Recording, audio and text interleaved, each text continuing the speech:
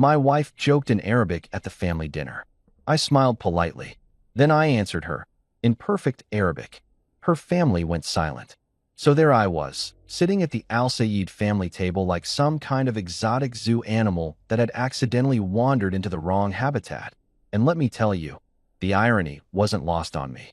12 people, yeah, 12 whole human beings, were chattering away in rapid-fire Arabic around me, their voices rising and falling like some kind of linguistic symphony that I apparently wasn't invited to conduct. My fork was doing this awkward hover thing over a plate of perfectly good lamb that was getting colder by the second, while everyone around me laughed like they were watching the funniest comedy special ever recorded, and the punchline was, well, me, the invisible American husband, the guy who married into this circus without reading the fine print. My wife, Layla, beautiful, brilliant, Oxford-educated Layla, sat beside me with this sweet little smile plastered on her face, the kind of smile that could sell ice to Eskimos or convince a man that sitting through this linguistic torture session was somehow a sign of love and commitment. She was translating for me, bless her heart, and by translating I mean she was feeding me the PG-rated Disney Channel version of whatever roast session was currently happening at my expense. Her interpretation skills were, let's say, creative, selective. The kind of selective editing that would make a Hollywood producer proud. They're asking if you like the food, she'd say, her voice dripping with that fake sweetness that should have been my first red flag 2 years ago. Sure, Layla. Sure they are. Because what they were really saying, and oh boy, did I know exactly what they were really saying, was more along the lines of they're asking if you're domesticated enough to make coffee without burning down the kitchen, or if Layla needs to keep you on a leash to prevent any major household disasters. But hey, who's counting? Not me. Sitting here with my American smile and my American patience, pretending like I couldn't understand every single word coming out of their mouths. I smiled politely, the kind of smile I'd perfected over years of corporate meetings and dealing with difficult clients. The smile that said, sure, go ahead and mock the foreign husband. This'll be real fun later when the tables turn, and trust me, they will turn. It was the smile of a man who knew something nobody else in the room knew. And let me tell you, that knowledge was sitting in my chest like a loaded gun, just waiting for the right moment to go off. Everyone at that table thought they had me figured out. The clueless American son-in-law who couldn't tell the difference between hello and your shoes are ugly in Arabic. The guy who needed everything explained to him like he was a golden retriever trying to understand quantum physics. The foreign husband who was nice enough, sure, but clearly out of his depth in this world of Middle Eastern family dynamics and cultural expectations that went back generations. They probably had a family group chat somewhere, because of course they did. Every Arab family has a WhatsApp group with like 50 members, where they discussed me like I was some kind of ongoing science experiment.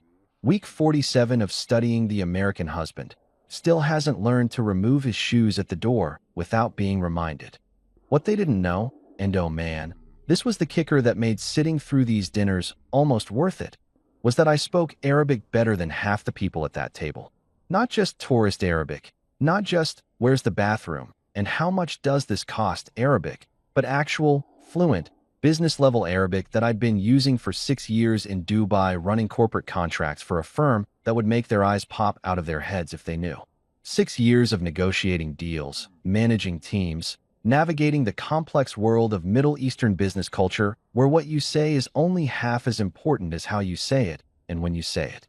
6 years of learning not just the language, but the subtext, the implications, the subtle art of reading between the lines in a culture that practically invented reading between the lines. But apparently, my resume hadn't made it to the family WhatsApp group. Shocking, I know. Maybe it got lost in translation along with Layla's actual respect for me, or her honesty, or any number of things that seemed to have gone missing somewhere between our wedding day and this moment right here, watching her mother's cousin twice removed, or was it her aunt's second cousin? I'd lost track of the family tree, which had more branches than a California redwood, gesturing animatedly while explaining something that definitely involved the word for simple or simpleton, which I'd heard about 17 times already tonight. Tonight, I'd made a decision. I was going to keep quiet. I was going to sit here, smile my American smile, eat my lamb that was now officially room temperature, and let them think they were getting away with it. I was going to be the world's best audience for their comedy routine about the dumb foreign husband who couldn't find his way out of a paper bag without GPS and a translator. I was going to nod and smile and pretend like every insult was going over my head like a paper airplane in a hurricane. For now, because here's the thing about keeping secrets. They're only fun when you know exactly when you're going to reveal them. And I was saving this particular revelation for the perfect moment, the kind of moment that would make this entire evening of subtle humiliation worth every second. I was like a poker player sitting on a royal flush, watching everyone else at the table bet big on their pairs and their straights, completely oblivious to the fact that I was about to clean house. Layla squeezed my hand under the table, probably thinking she was being supportive, probably thinking I was grateful for her translations and her presence beside me in this sea of Arabic conversation. I squeezed back, because I'm not a monster, and also because maintaining cover was important. Let her think I was the grateful, slightly confused husband who needed her to navigate this big, scary world of her family dynamics. Let her think she was protecting me from something, when really, I was protecting her from the embarrassment that was coming down the pike like a freight train with no brakes. The lamb was actually pretty good, now that I'd finally taken a bite. Perfectly seasoned, tender, cooked just right. Shame I couldn't focus on enjoying it while Uncle whoever he was across the table was explaining to everyone how Americans don't understand real food. We just eat hamburgers and think ketchup is a vegetable. I mean, he wasn't entirely wrong about the ketchup thing. Congress did try to classify it as a vegetable back in the Reagan era, which was hilarious and depressing in equal measure, but still. The audacity of this man to insult American cuisine while I was literally eating his family's food and pretending to be too stupid to understand the insult. That took talent. That took commitment to the bit. I was learning so much tonight. Not about Arabic culture. I already knew that backward and forward. Not about family dynamics. Dubai had taught me everything I needed to know about that.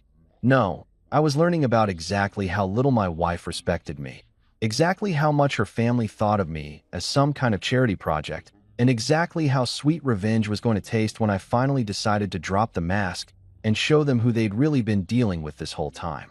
But that would come later. Right now, I had lamb to finish and insults to mentally catalog for future reference. The night was young, and the show was just getting started. Looking back now, with all the wisdom that comes from hindsight and a healthy dose of what the hell was I thinking, I can pinpoint the exact moment I should have known this whole thing was going to be more complicated than I'd signed up for. It was 2 years ago, at a conference in London where I'd been sent to represent my firm at some mind-numbingly boring symposium on international trade regulations. The kind of event where everyone wears expensive suits and pretends to care about tariff structures while really just networking and drinking overpriced coffee. That's where Layla had swept into my life like a tornado in designer heels, and honestly, I didn't stand a chance.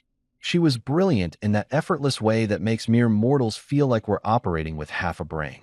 MBA from Oxford.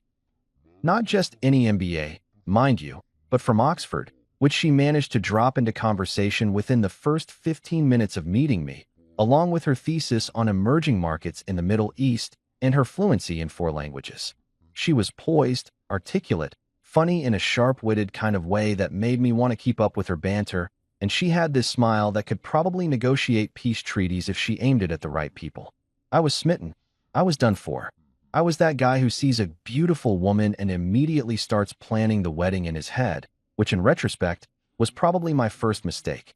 What Layla had conveniently forgotten to mention during our whirlwind romance. And let me tell you, it was a whirlwind, the kind that picks up trailer homes and drops them in other states, was that her family tree had more titles than the entire British Royal Library. I'm talking serious pedigree here, the kind of family connections that make people in certain circles sit up and take notice.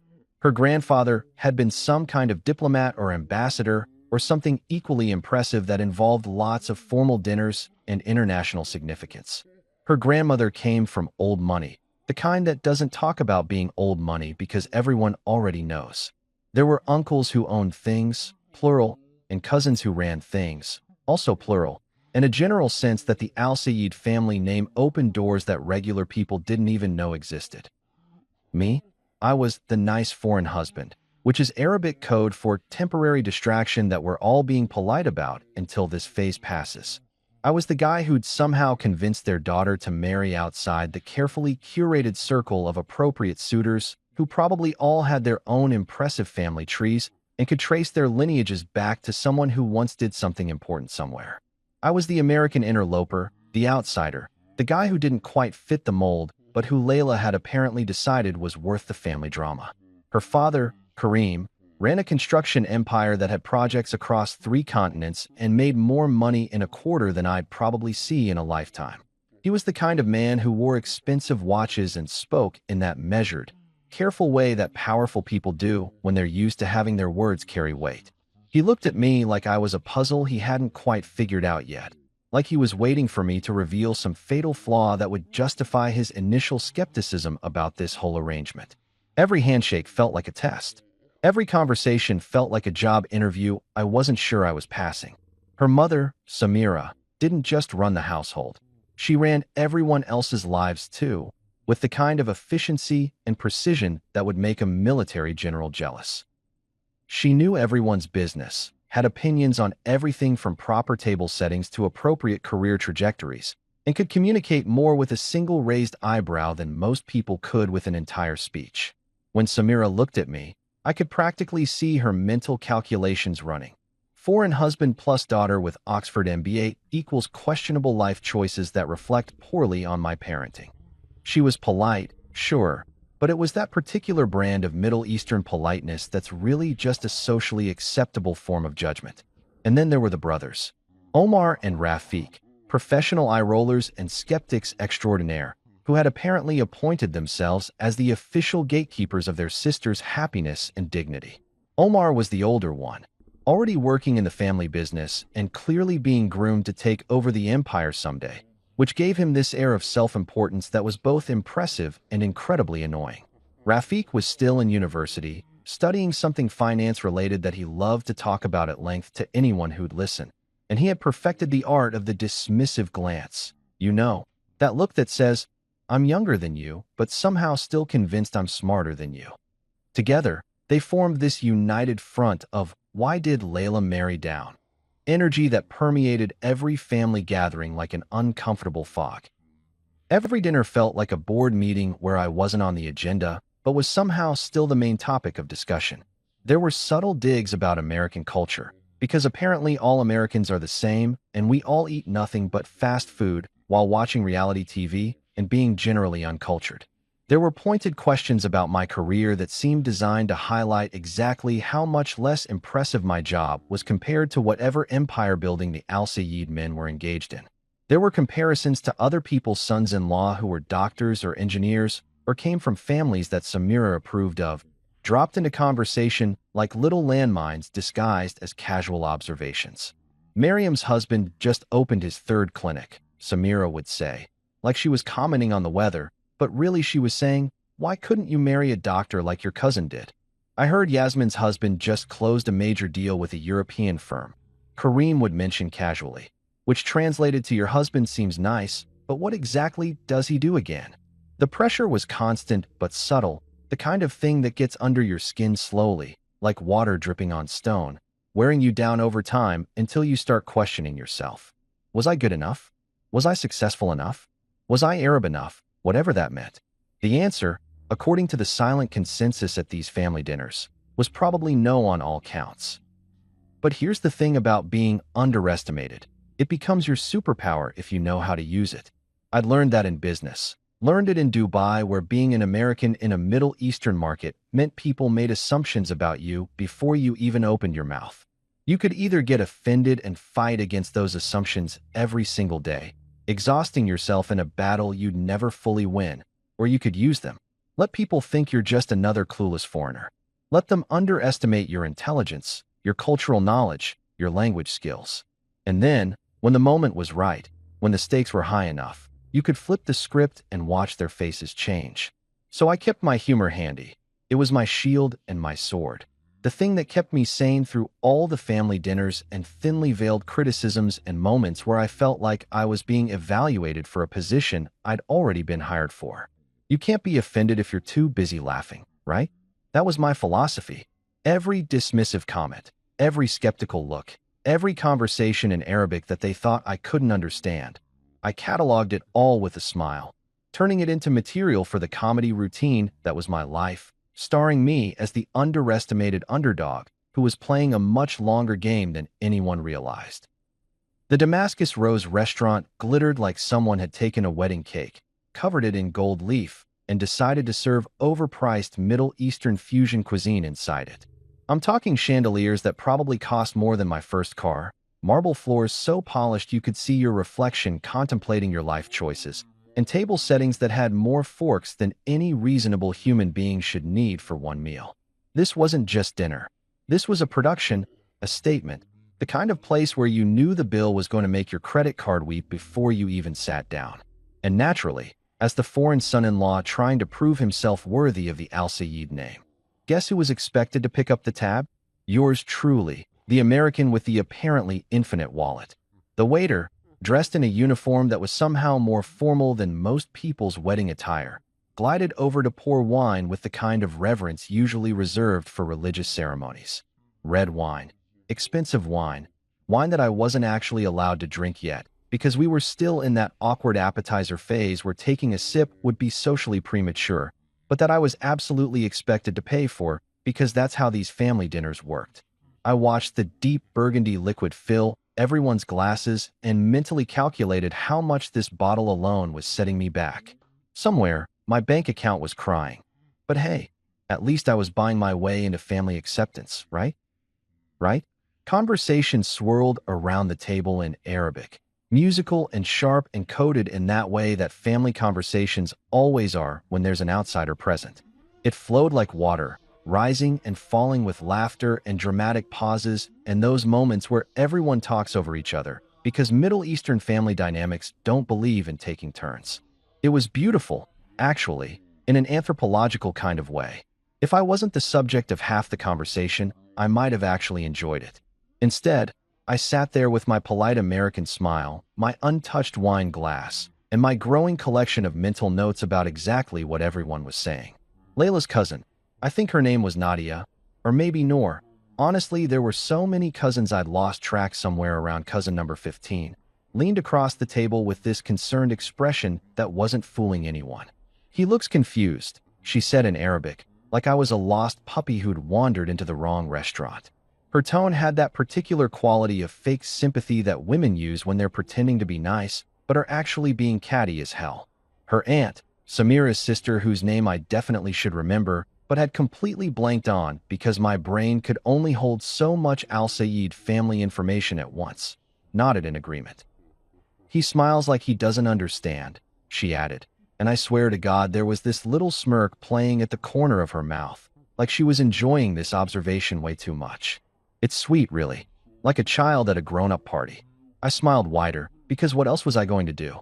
Flip the table? Start speaking Arabic and ruin the surprise I'd been carefully cultivating for weeks? No, I was a professional. I was a man with a plan. I was also a man who was adding both of these women to my mental list of people who were going to feel really stupid really soon. But that's beside the point. The table chuckled, that polite, knowing chuckle that happens when everyone's in on the joke except for one person, and that person is sitting right there pretending not to notice. Uncle Mahmoud, who'd already had 3 glasses of wine and was working on his 4th, made some comment about Americans and their inability to handle real conversation, which was rich coming from a guy who'd spent the last 20 minutes talking about his new Mercedes and how the leather seats were imported from Germany, like that was supposed to impress anyone. But then Layla delivered the line that would live in family legend, the line that would be replayed in my head during every divorce proceeding, an angry phone call and moment of vindication that was coming down the pipeline. She turned to her mother, speaking in that perfect, unaccented Arabic that she'd grown up with, the kind of fluency that comes from being raised in a household where the language isn't just spoken but lived, and she said with this little laugh that was supposed to be affectionate, but just sounded condescending. He's sweet, but simple. You have to explain things to him slowly, like you're talking to someone who's never left their hometown. Sweet, but simple. Let that sink in for a moment. My wife, the woman I'd married, the woman I'd moved countries for, the woman who was supposed to be my partner in this life we were building together, had just called me simple. in front of her entire extended family, at a restaurant where I was footing the bill, while I sat there understanding every single word, including the implication that I was some kind of intellectual charity case she'd taken on as a personal development project. The table howled. I'm talking full-on laughter, the kind that makes people wipe tears from their eyes and slap the table for emphasis. Omar nearly choked on his lamb. Rafiq was grinning like he'd just won the lottery, and even Kareem, stoic, serious Kareem, had this amused expression that suggested he'd been thinking the same thing, but was too polite to say it out loud. The cousins were exchanging glances that said, "Finally, someone said it." And the aunts were nodding like Layla had just voiced what they'd all been thinking for 2 years. My ears burned. I felt the heat creeping up my neck, that physical manifestation of anger and embarrassment that no amount of corporate training or cultural adaptation could completely suppress. My jaw clenched. My hands, resting casually on the table, wanted to curl into fists. Every instinct I had was screaming at me to stand up, to defend myself, to explain exactly how not simple I was, and how many languages I spoke, and how many business deals I'd closed while they were all sitting around judging me. But I didn't. Instead, I raised my wine glass, that expensive wine I was paying for, and smiled. I smiled like a man who knew something nobody else knew, like a poker player looking at his cards and realizing he's got the winning hand. I smiled like someone who was about to flip the entire script on this dinner party from hell. To family, I said in English, my voice perfectly pleasant, perfectly calm, perfectly pitched to sound like a guy who was just happy to be included. I clinked my glass against Layla's, against her mother's, making eye contact with each person at the table like I was toasting to our wonderful togetherness and not mentally planning the most satisfying revelation of my entire life. They drank, still chuckling about the simple American husband who needed things explained slowly. They had no idea, not a single clue. They were all so busy enjoying their joke, so confident in their superiority, so convinced that they'd figured me out and filed me away in the box labeled, nice, but not quite good enough. I took a sip of wine, finally, after all that waiting, and let it sit on my tongue for a moment. It was good wine, expensive wine, the kind that's supposed to pair perfectly with lamb and humiliation. I savored it. I savored the moment. I savored the knowledge that tonight, right here at this glittering restaurant with its stupid chandeliers and its even stupider assumptions, the subtitle feature was about to turn on. And when it did, this family was going to learn a very important lesson about underestimating the simple American husband. The roast of the century was about to become the reveal of the century, and I had front row seats to watch it all unfold. Inside my head, I was translating every single word like I was some kind of human subtitle machine, the kind that doesn't miss a beat or a nuance or a particularly savage insult disguised as a casual observation. Years of business meetings in Dubai had made me fluent. Not just conversational, not just good enough to get by, but actually, genuinely, impressively fluent in the kind of Arabic that made native speakers occasionally forget I wasn't one of them. I could catch idioms, understand regional dialects, pick up on the subtle differences between formal and informal speech, and most importantly, I could hear exactly what people were really saying underneath what they were pretending to say. It was like having a superpower, except instead of flying or shooting lasers from my eyes, I could understand when my mother-in-law was calling me useless in 3 different ways while smiling and offering me more hummus. Tonight, though, I wasn't just translating. I was keeping score. I was documenting. I was building a mental highlight reel of every insult, every dismissive comment, every moment of casual disrespect that I could replay later when karma finally showed up to this party fashionably late, but devastatingly effective.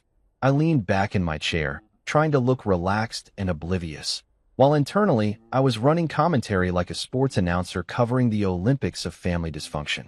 And here comes Omar with an opening jab about American work ethic, I narrated to myself, watching Layla's older brother gesture with his fork while explaining to his cousin how Americans leave work at 5 p.m. like they're running from a burning building, unlike serious businessmen who understand that success requires sacrifice.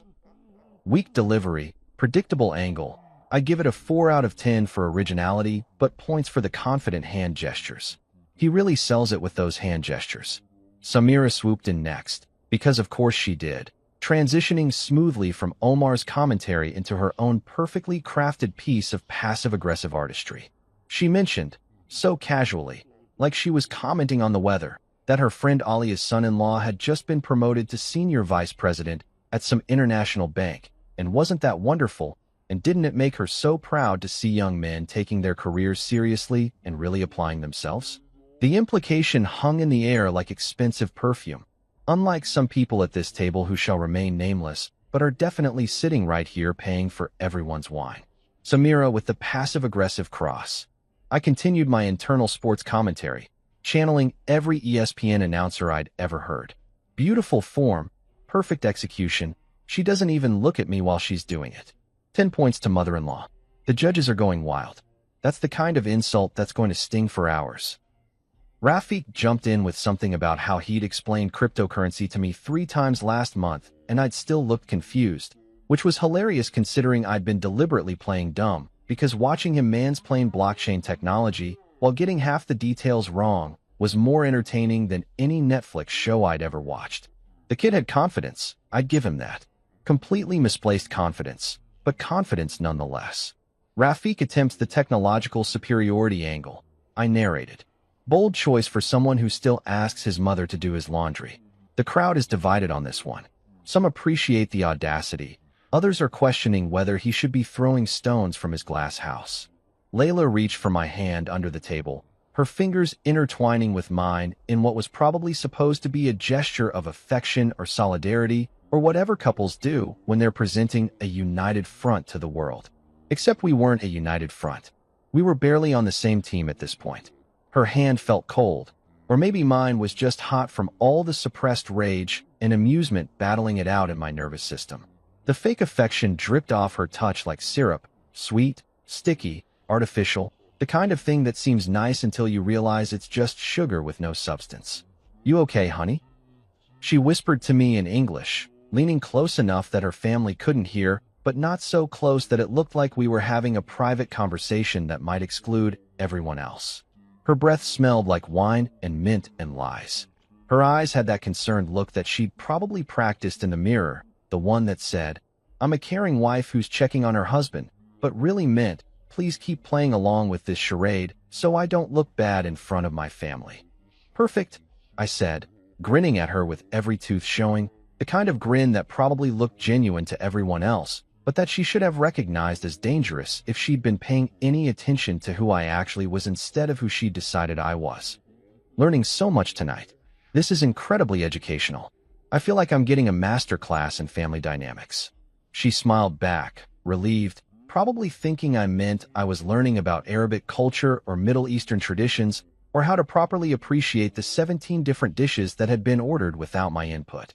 She thought I was talking about expanding my cultural horizons, becoming more integrated into her world, understanding the beautiful complexity of her heritage. What I actually meant was that I was learning about betrayal. I was learning about exactly how little respect my own wife had for me. I was learning about the precise depth of her family's disdain and the specific ways they'd constructed their little narrative about the poor, simple American who'd somehow tricked their daughter into marriage. I was learning about who these people really were when they thought I couldn't understand them. And let me tell you, it was an education worth more than any business school could provide. Uncle Mahmoud, now on his 5th glass of wine and getting progressively louder, launched into a story about some business deal he'd made in the 90s that somehow proved that Arabs were naturally better negotiators than Westerners. It was the kind of story that old men tell at dinner parties, full of self-aggrandizement and convenient memory editing, where every detail had been polished over years of retelling until it bore only a passing resemblance to whatever actually happened. Everyone nodded along politely, because that's what you do when drunk uncles tell stories, even when those stories are thinly veiled attempts to remind everyone at the table about the inherent superiority of their culture over mine. Uncle Mahmoud takes the stage with a classic back-in-my-day narrative. I continued my internal commentary. He's really committing to this performance. Someone should probably cut him off soon, but that would require acknowledging that he's 3 drinks past coherent. The family chooses to ignore this, as is tradition. A cousin I'd met exactly twice, and whose name I was pretty sure started with an A or possibly an H. Arabic names all started blending together after you'd been introduced to 47 relatives in one wedding weekend. Made a joke about how Americans think football means something you play with your hands, and everyone laughed like this was the pinnacle of observational comedy. It was lazy humor, the kind of cultural stereotyping that people fall back on when they can't think of anything actually clever to say, but it landed because I was there, the perfect target, the American specimen they could all bond over mocking. I laughed along, because that's what the simple American husband would do. I raised my glass again, because apparently tonight was all about toasting to my own humiliation. I nodded and smiled and played my role perfectly, like an actor who'd been rehearsing for this performance for 2 years and was finally ready for opening night. The thing about being underestimated is that it gives you time. Time to observe. Time to plan. Time to watch everyone reveal exactly who they are while they think you're too clueless to notice. After dessert, some elaborate baklava situation that probably cost more per square inch than gold and came with a presentation that involved the waiter describing each layer like he was narrating a documentary about architectural marvels. The conversation shifted from casual family mockery to business talk. This was the moment I'd been waiting for, the pivot point where dinner theater became something infinitely more interesting. Kareem, who'd been relatively quiet through most of the meal, sat up a little straighter and launched into what was clearly his favorite topic: himself and his incredibly successful construction empire that was expanding faster than anyone could have predicted. He started talking about this new project, some massive development deal that was going to break ground in 6 months and involve partnerships across multiple countries and generate revenue that made my salary look like pocket change. His voice took on that particular quality that successful men get when they're discussing their achievements: confident, measured, with just enough false modesty thrown in to make it seem like they're not bragging, even though they absolutely are. The whole table leaned in, because when Kareem talked business, everyone listened.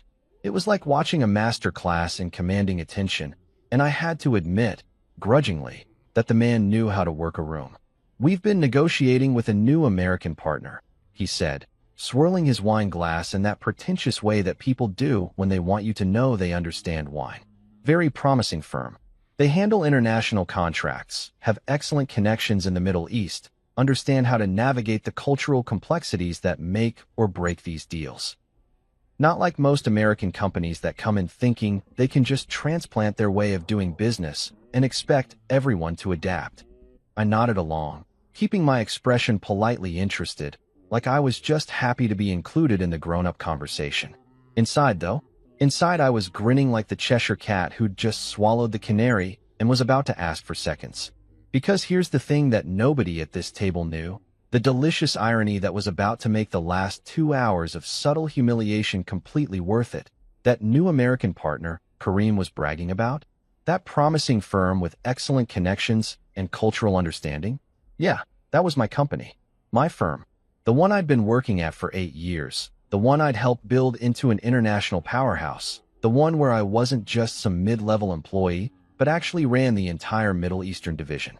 Layla had fed him pieces of my professional life like breadcrumbs over the past 2 years, carefully edited snippets that never quite connected into a complete picture. She'd mentioned that I worked in international business, that I did some consulting, that I traveled occasionally for work. What she'd never done was actually explain what I did, where I worked, or the fact that her father's company had been courting my firm for the better part of 6 months, sending proposal after proposal, increasingly desperate to land this partnership, because it would open doors that even the mighty Al Sayed construction empire couldn't kick down on its own. The consultant they sent was impressive, Kareem continued, clearly enjoying having the table's attention. Sharp, understood the market, spoke perfect Arabic. Finally, an American who's done his homework. We're meeting again next week to finalize terms. This partnership could triple our international presence within 2 years. Omar jumped in, because of course he did, adding something about how rare it was to find American business partners who actually respected Middle Eastern business culture instead of just throwing money around and expecting results. Rafiq nodded sagely, like he had any idea what he was talking about, and the cousins made appropriately impressed noises because that's what you do when the patriarch is describing his latest conquest. I just sat there, my face a mask of polite interest, nodding along like I was learning something new and fascinating about the exciting world of international construction contracts. "That sounds amazing," I said in English, keeping my tone exactly calibrated to sound impressed but not too interested, like someone who was trying to follow along with a conversation that was slightly over his head. "You must be really proud of putting this deal together." "It's what we do," Kareem said with false modesty that wasn't fooling anyone. "Build relationships, create opportunities, expand the family legacy. This American firm understands that business in our part of the world is about more than just contracts and numbers. It's about trust, respect, cultural understanding." The irony was so thick you could cut it with a knife and serve it alongside the overpriced baklava. Here was my father-in-law, explaining to me the importance of cultural understanding while sitting across from a son-in-law his entire family had spent the evening mocking for his supposed cultural ignorance. Here was a man bragging about finding an American partner who got it, while remaining completely oblivious to the fact that his daughter had married someone who'd been navigating Middle Eastern business culture successfully for years. I wanted to laugh.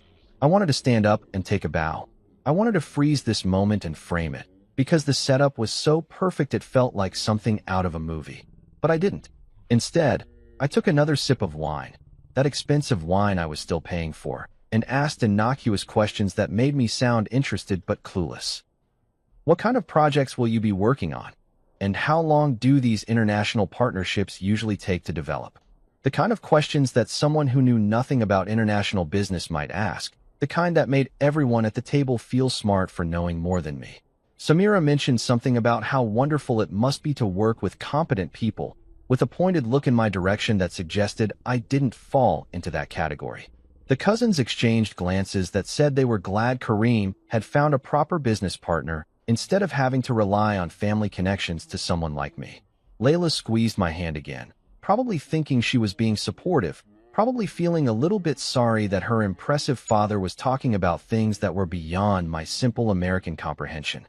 By the time the check came, and yes, I paid it, all $347 of it, plus tip, because apparently being mocked costs extra, the stage was set. The pieces were in place. The irony was loaded and ready to fire. Kareem had his big important meeting scheduled with my firm next week. A meeting where he'd be sitting down with the senior consultant he'd been dealing with, the one who spoke perfect Arabic and understood the market and had impressed him so much. That consultant was me. I was the guy he'd been negotiating with, the one his company had been sending increasingly eager emails to, the one who held the keys to whether this deal happened at all.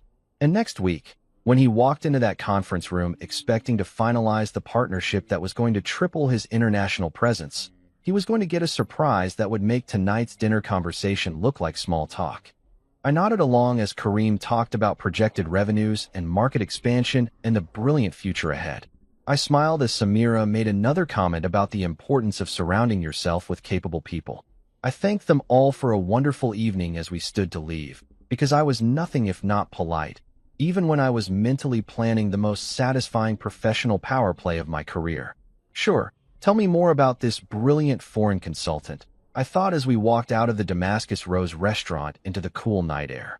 "Tell me all about how impressive he is, how culturally aware, how sharp.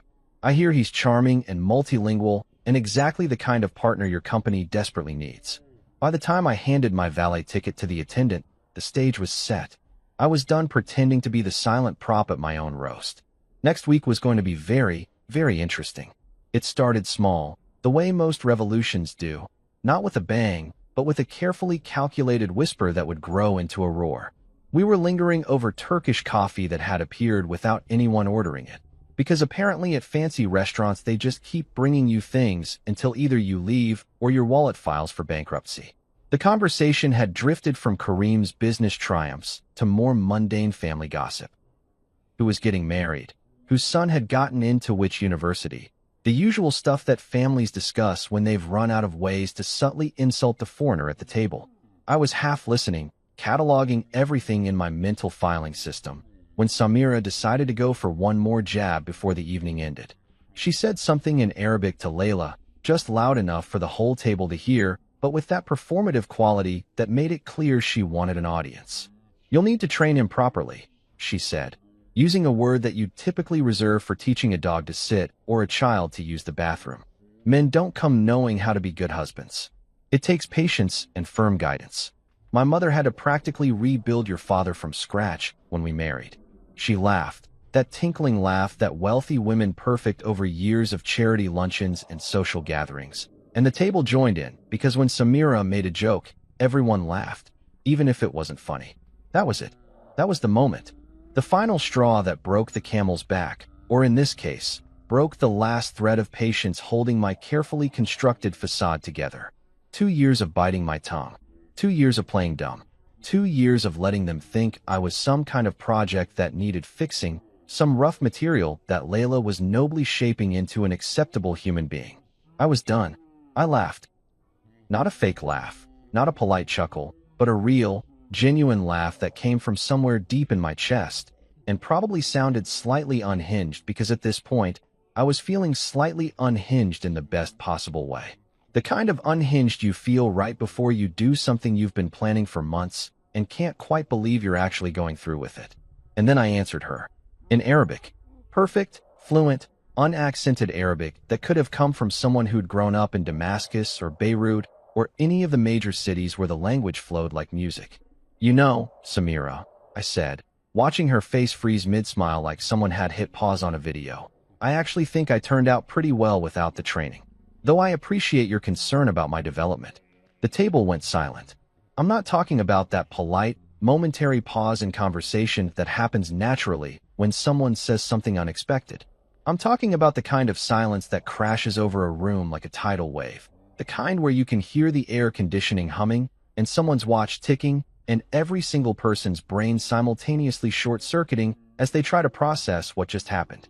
Forks paused mid-air, hovering over plates like they'd forgotten their purpose. Wine glasses stopped halfway to mouths. Someone, I think it was one of the cousins, actually gasped, which would have been funny if the whole situation wasn't already comedy gold. Omar choked on his water, actually choked, with liquid coming out of his nose in a way that would have been embarrassing for him if he hadn't been so busy looking like he'd just seen a ghost. Rafiq's mouth hung open in a perfect O shape, his usual smug expression replaced by something that looked like a computer trying to process information it wasn't programmed to handle. Kareem just stared at me, his expression shifting from confusion to shock to something that might have been respect or might have been horror. Honestly, it was hard to tell. Layla's face went pale, actually pale, like someone had literally drained the color from her skin. Her hand, still holding mine under the table, went completely limp. What?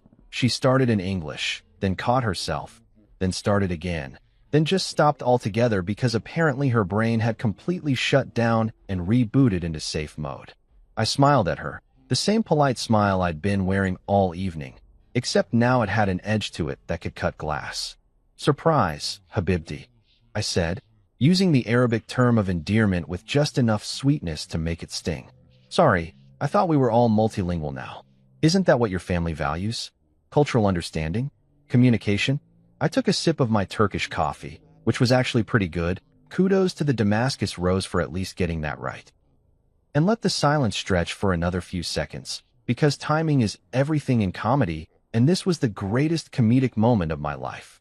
Then I leaned back in my chair, completely relaxed, and decided to really commit to the bit. Should I translate the last 2 hours of conversation for everyone? I asked the table at large, still in Arabic, my tone conversational like I was offering to explain the plot of a movie they'd missed. I took excellent notes. For example, Omar, you said about 45 minutes ago that Americans have the work ethic of lazy teenagers. Interesting observation from someone who showed up an hour late to his own father's birthday party last month because he couldn't decide which watch to wear. Omar's face went red. Not pink, not flushed, but actually red like a tomato that had been left in the sun too long. And Rafiq, I continued, turning to the younger brother who looked like he wanted to crawl under the table and disappear. Your explanation of cryptocurrency was adorable, but you mixed up blockchain with basic encryption about 17 times. I didn't correct you because watching you confidently explain things incorrectly was more entertaining than anything on Netflix this month. Rafiq made a sound like a small wounded animal. It was glorious. Samira, I said, turning to my mother-in-law who looked like she'd just witnessed the apocalypse and wasn't sure how to feel about it. You mentioned that I needed to be trained properly. I actually really appreciated that. It's good to know that after 8 years of successfully running international business operations in the Middle East, negotiating multi-million-dollar contracts in Arabic, and managing teams across 3 continents, I still have room for improvement. Never stop learning, right? That's what makes life interesting. I took another sip of coffee and turned to Layla, who had progressed from pale to looking slightly green, like she might actually be sick right there at the table. "And sweetheart," I said, switching back to English for this part because I wanted her to understand every single word with crystal clarity. "You told your family I was sweet but simple, that I needed things explained slowly. That was my favorite part of the evening, really. Very affirming to hear what your family thinks of me, but even more affirming to hear that you agree with them." The silence was so complete you could have heard a pin drop in the parking lot. Everyone was staring. At me, at each other, at Layla, at their plates, anywhere that might provide an escape from the nuclear bomb that had just detonated in the middle of their pleasant family dinner. Then the waiter appeared, bless his heart, probably sensing the tension from across the restaurant. He approached our table carefully, like someone approaching a live explosive device. "Is everything all right?" he asked in English, his eyes darting between me and the shell-shocked faces around the table. I turned to him and smiled, switching seamlessly back to Arabic. "Everything is perfect," I said. "Best dinner I've had in months. Really educational." The waiter's eyes widened slightly. Then, and I swear this made the whole evening worth it, he leaned down slightly and whispered in Arabic, "Sir, that was beautiful. I've been watching them mock you all night." "Well done." Layla tried damage control immediately, because of course she did. Switching to English like changing languages would somehow reset the conversation and undo the last 5 minutes of nuclear-level truth bombs I just dropped on her entire family. "He's joking," she said, her voice pitching slightly higher than normal, that telltale sign that she was panicking and trying desperately not to show it. She laughed, but it came out all wrong, strangled and artificial, like the sound a dying hyena might make if hyenas could experience social embarrassment. "He learned a few phrases to surprise us. Isn't that sweet? He's been practicing. A few phrases. A few phrases." The audacity of this woman to sit here, after I'd just delivered a perfectly conjugated, idiomatically correct breakdown of the evening's events in Arabic that would make a linguistics professor weep with joy, and try to convince everyone that I'd just memorized some tourist basics like, "Where's the bathroom?" and "How much is this?" I had to admire the commitment to the narrative, even as the ship was actively sinking and the orchestra was packing up their instruments. I nodded enthusiastically, playing along for exactly 3 seconds before completely torpedoing her attempted rescue mission. "Absolutely," I said in Arabic, then switched to English. "Just a few phrases. Like the phrase for 'your husband is sweet but simple,' or the phrase for 'Americans don't understand real food,' or my personal favorite, the phrase for 'we're only being polite to him because we have to be.' Yeah, just picked up those casual, everyday expressions. Super basic stuff." Kareem cleared his throat, that deep, rumbling sound that powerful men make when they're trying to regain control of a situation that has spiraled completely beyond their grasp. He straightened in his chair, adjusted his expensive watch. Nervous habit. I'd noticed he did that whenever he was uncomfortable, and looked at me with an expression that was trying very hard to be authoritative but was really just confused. "You understand Arabic?" he asked, like he was still processing this information, like his brain was running through every family dinner, every conversation, every casual comment made over the past 2 years and recalculating the damage. "Since before your daughter learned to fake empathy," I said politely, keeping my tone conversational and pleasant like I was discussing the weather and not delivering a verbal assassination. "I lived in Dubai for 6 years running corporate contracts. Worked with clients from Saudi Arabia, Lebanon, Jordan, the UAE. You pick up the language pretty quickly when your job depends on it. Also helps when you actually respect the culture enough to invest time in learning it properly, instead of just assuming everyone should accommodate you." The barb hung in the air, delicately wrapped in politeness, but sharp enough to draw blood. Kareem had made comments throughout the evening about American businessmen who expected everyone to speak English, who didn't bother learning local customs, who treated international business like they could just export American corporate culture wholesale. And here I was, the American son-in-law he'd been dismissing, pointing out that I'd done exactly what he claimed to value while he'd been too busy judging me to notice. More silence. The kind of silence that's somehow louder than any conversation, filled with the collective sound of every person at the table mentally reviewing every single thing they'd said in front of me over the past 2 years and dying inside. Omar was staring at his plate like it might offer him an escape route. Rafiq had his phone out, probably texting someone about this disaster or possibly just looking for something, anything, to do with his hands that wasn't making eye contact with me. The cousins had gone quiet, their earlier amusement replaced with secondhand embarrassment and the dawning realization that they'd all participated in mocking someone who'd understood every word. Samira recovered first, because powerful women don't stay powerful by falling apart in public. She straightened her shoulders, took a delicate sip of her coffee, and attempted to pivot to graciousness. "Well," she said, switching to English with that diplomatic smile that probably worked wonders at charity events and society luncheons, "this is certainly unexpected. If we'd known you spoke Arabic, we would have been nicer." I interrupted, still smiling pleasantly. "More respectful? Actually asked me about my work instead of assuming I was some kind of unemployed loser who got lucky with your daughter? Yeah, probably. That's kind of the point, isn't it? You're only nice to people you think are worth being nice to. Everyone else gets the performance, the polite dismissal, the subtle insults disguised as concern. You could have buttered the tension and served it with dessert at this point. It was thick, palpable, the kind of awkward that seeps into your bones and makes you want to crawl out of your own skin. The waiter who'd whispered his approval to me earlier was hovering near the kitchen, clearly entertained but trying not to show it. Another server walked past our table, took one look at the expressions, and immediately pivoted toward a different section of the restaurant like he'd sensed danger. Then I did something that I'd been planning for exactly this moment. I clinked my glass, that same expensive wine glass that had been part of the evening's subtle mockery and financial bleeding. The sound rang out clear and bright in the silence, and everyone's attention snapped to me like I was about to make a toast at a wedding, except this was more like a funeral for their assumptions and my patience. "To family," I said, raising my glass and looking directly at each person at the table, making eye contact, holding it just long enough to make them uncomfortable. "And to surprises, to the unexpected, to the things we don't see coming because we're too busy assuming we've got everything figured out, to underestimation and irony and the beautiful, poetic justice of reality checking our arrogance." I took a long sip, watching them over the rim of my glass. Nobody joined the toast. Nobody raised their glass or said, "Cheers," or did any of the normal social things you do when someone makes a toast. They just sat there, frozen, like I'd turned them all into statues with my words. "Also," I added, setting my glass down with a gentle clink, "to translation.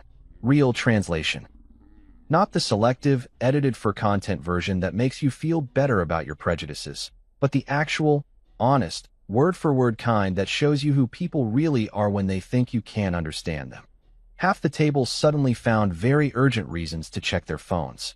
Urgent texts that needed immediate responses. Important emails that couldn't wait. Breaking news that required their full attention right this second. It was like watching a synchronized swimming routine of avoidance. Everyone moving in perfect harmony toward their devices, their purses, their wallets, anywhere that wasn't this conversation. Omar mumbled something about needing to leave early for a meeting tomorrow, at 9 p.m. on a Friday night. A meeting that definitely wasn't happening, but nobody called him on it because everyone was grateful for an excuse to end this dinner. Rafiq agreed immediately that yes, he also had something early, maybe a study group or a thing with friends, definitely a legitimate reason to leave right now. The cousins started gathering purses and jackets with the efficiency of people evacuating a building after a fire alarm. Samira maintained her composure but kept glancing at her husband with an expression that screamed, "Do something," while Kareem sat there looking like a man who'd just realized he'd been playing chess against someone he thought was playing checkers and had just gotten checkmated in 4 moves. And Layla? Layla just sat there next to me, her hand no longer in mine, her face cycling through expressions faster than a slot machine. Shock, embarrassment, anger, panic, and something else I couldn't quite identify. Maybe respect? Maybe fear? Maybe just the dawning realization that the man she'd married and promptly filed under manageable had just revealed himself to be something entirely different. I signaled for the check, because I'm not a monster, and I said I'd pay for dinner. $347 of carefully documented humiliation, now with the added value of being the most satisfying money I'd ever spent. The next morning arrived with all the subtlety of a sledgehammer to the face. I woke up to 17 missed calls from Layla, who'd spent the night at her parents' house after our silent, tension-filled car ride home had ended with her grabbing an overnight bag and leaving without a word, and a text from my assistant that read, "Kareem Al-Sayed is in the lobby. Says he has a 9 a.m. appointment. Your calendar shows nothing." I stared at that text for a solid 30 seconds, then started laughing, the kind of laughter that probably would have concerned anyone who heard it, the kind that comes from pure, unadulterated cosmic irony. Because here's what Kareem didn't know yet. What he was about to find out in approximately 45 minutes when he walked into our conference room expecting to meet with the impressive American consultant he'd been courting for 6 months. That consultant was me.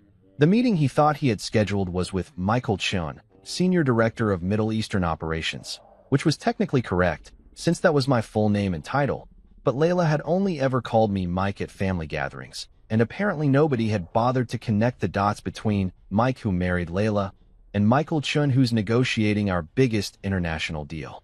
I took my time getting ready, because punctuality is important, but so is dramatic timing.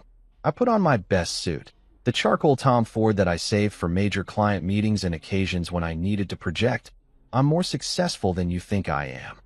I knotted my tie with extra care, chose the cufflinks I'd bought in Dubai from a jeweler near the Burj Khalifa, and made sure every detail was perfect. If you're going to destroy someone's perception of you, you might as well look good doing it. When I walked into the lobby at 8:57 a.m., Kareem was sitting in one of our expensive leather chairs, scrolling through his phone with the casual confidence of a man who thought he was about to close the deal of his career. He was wearing what had to be a $5,000 suit. His shoes were polished to a mirror shine, and he had that aura of success and power that comes from decades of being the most important person in every room he enters. He looked up when I approached, and I watched his expression cycle through confusion, recognition, and then something close to horror as the pieces started clicking into place. "Mike," he said, standing up automatically because good manners are deeply ingrained even when your brain is short-circuiting. "What are you working here?"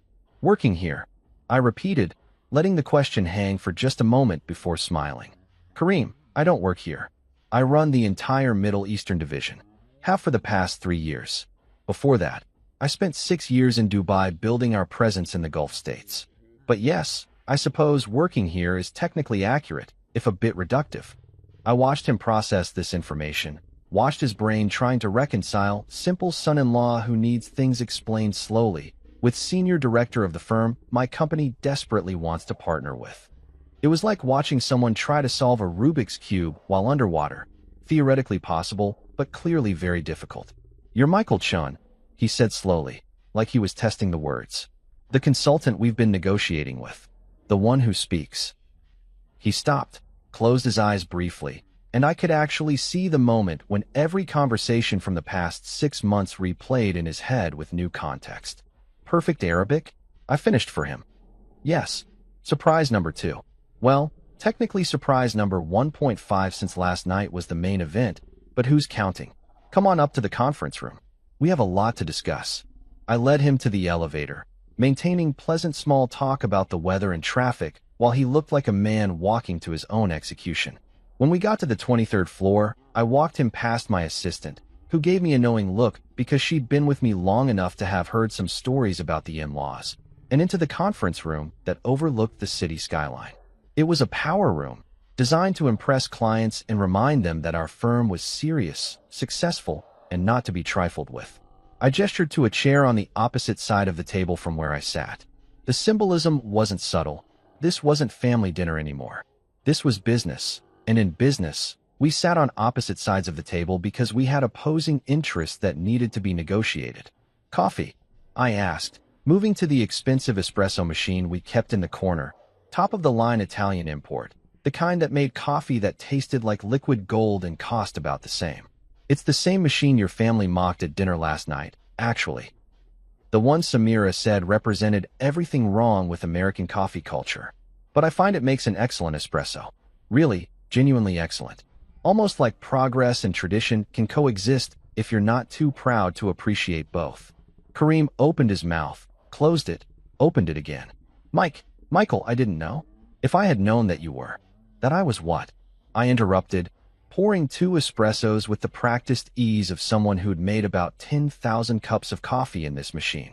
That I was competent, successful, actually good at my job, that I spoke your language and understood your culture and had built a career around exactly the kind of international business relationships you're trying to establish? Yeah, you didn't know that because you never asked. You just assumed. I brought him the espresso, perfect crema, ideal temperature, the kind of coffee that coffee snobs write poetry about, and sat down across from him. Taste progress, I said, echoing my earlier comment, but with an edge that made it clear this wasn't a friendly suggestion. He took a sip automatically, and I saw his expression shift slightly because it was, objectively, really good coffee. This is excellent, he admitted quietly. It is, I agreed. So let's talk business. Your company has been pursuing a partnership with us for 6 months. You want access to our European connections, our project management systems, our reputation in markets you're trying to break into. We've been interested because your company has assets in regions where we want to expand. It could be mutually beneficial. I emphasized the could be and watched him catch the implication. Could be, he repeated carefully. Could be, I confirmed. See, Kareem, here's the thing about international business partnerships. They require trust, respect, the confidence that both parties value each other and will act in good faith. And right now, after last night, after 2 years of family dinners where your entire family, including my wife, treated me like I was some kind of charity project you all had to tolerate, I'm having some serious questions about whether the Al Sayed family understands the concept of respect. He tried politeness, switching to that diplomatic mode that powerful men use when they realize they've miscalculated. Mike, please understand, we didn't mean, it was just family humor, nothing serious. Nothing serious, I repeated, setting down my espresso with deliberate care. Your wife suggested I needed to be trained. Your son spent the evening explaining things to me like I was intellectually challenged. Your daughter, my wife, told everyone I was sweet but simple. And you sat there, nodding along, agreeing that it was fortunate you'd found a real American business partner who actually understood culture, completely oblivious to the fact that you were talking about me. I pulled out a folder. I'd prepared this earlier because I believe in being thorough and slid it across the table. These are the current contract terms we'd been negotiating. Note the pricing structure, the timeline, the access we were offering to our European networks. Generous terms, because we thought your company would be a